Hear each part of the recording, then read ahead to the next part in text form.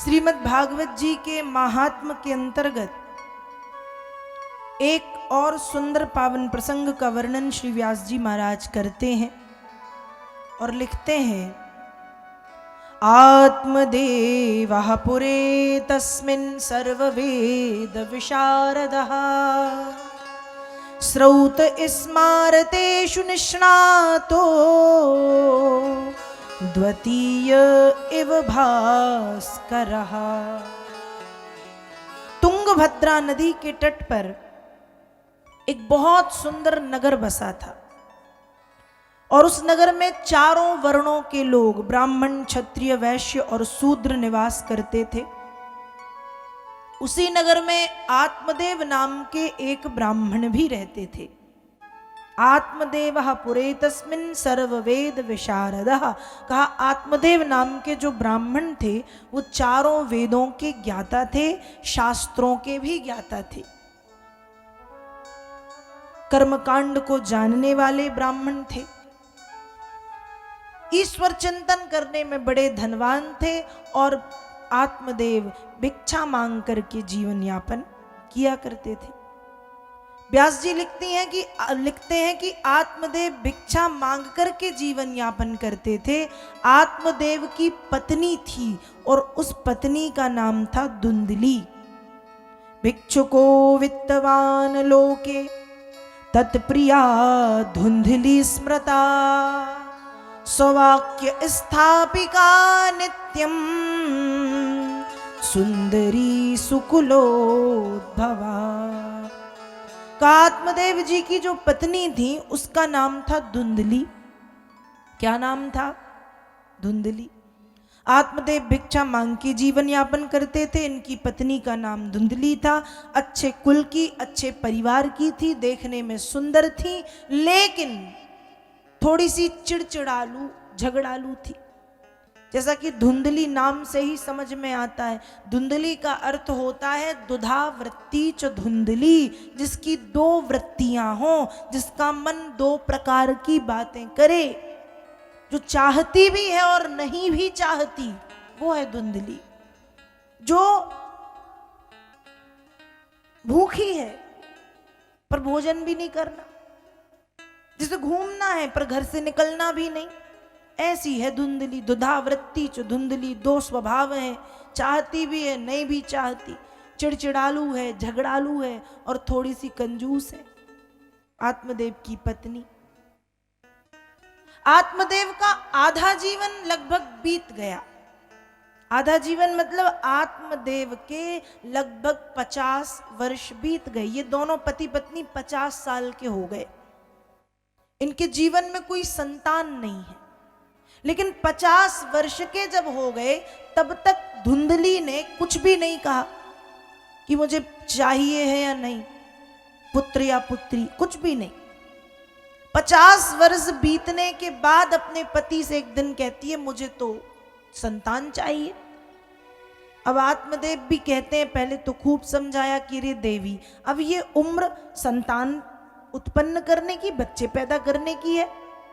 अब ये उम्र तो जंगल में जाओ और जितना ज्यादा हरि नाम ले सको उतना ज्यादा हरि नाम गाओ।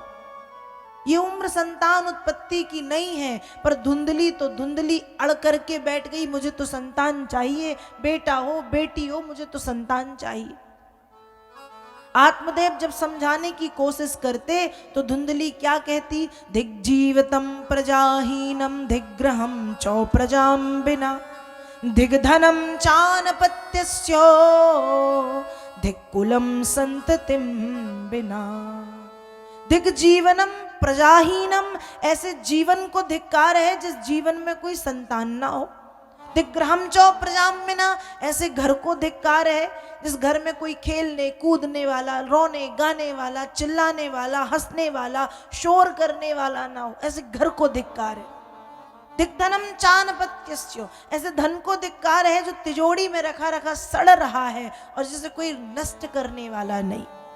और धिक्कुलम संततिम बिना, ऐसे कुल को धिक्कार है जिस कुल में संतान नहीं। धुंधली आत्मदेव के जीवन को, उनके घर को, उनके धन को और उनके कुल तक को धिक्कार देती। और जिद करके बैठी है, बेटा हो या बेटी, मुझे तो संतान चाहिए चाहिए चाहिए।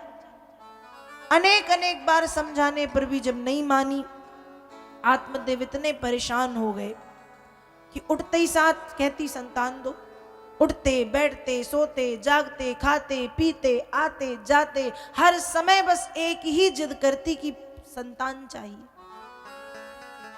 आत्मदेव इतने परेशान हो गए कि सोचने लगे अब तो घर छोड़ दूंगा। पर मन में बात आई कि भैया घर छोड़ने से होना क्या है, अच्छा ये है कि मैं दुनिया ही छोड़ दूं। और एक दिन आत्मदेव घर से निकल गए आत्महत्या करने के लिए, एक नदी के किनारे जाके बैठ गए कि बस इसी में कूद करके जान दे दूंगा, मर जाऊंगा। लेकिन उसी समय एक संत जी वहां पे आए। संत ने देखा आत्मदेव जोर जोर से रो रहे हैं, जोर जोर से रो रहे हैं। संत जी ने देखा तो पूछा कि भैया क्यों रो रहे हैं आप। आत्मदेव ने सारी कहानी बता दी। संत ने खूब समझाया कि पत्नी जो कहती है कहने दो आत्मदेव, पत्नी जो कहती है कहने दो, तुम क्या करो, कुछ भी नहीं, तुम बस एक काम करो, तुम ज्यादा से ज्यादा हरिनाम को गाओ, ज्यादा से ज्यादा हरिनाम। ये जो संतान का मोह है ये झूठा है। 50 वर्ष के तुम हो गए हो, अब तुम्हारी उम्र भजन करने की, पूजन करने की, हरिनाम गाने की, इस उम्र में क्या संतान उत्पन्न करना ठीक है। इसलिए आत्मदेव मुंचा ज्ञानम प्रजारूपम वलिष्ठा कर्मणो गति, कर्म की गति बड़ी बलिष्ठ है, कर्म की गति बड़ी बलवान है। इस झूठे संतान रूपी मोह को छोड़ो और जंगल में जाके हरिनाम का गायन करो। आत्मदेव बार बार समझाया। आत्मदेव तो समझने तैयार हैं, पर कहते महाराज जी घर कैसे जाऊं, पत्नी जीवन को धिक्कार देती, मैं नहीं जाऊंगा।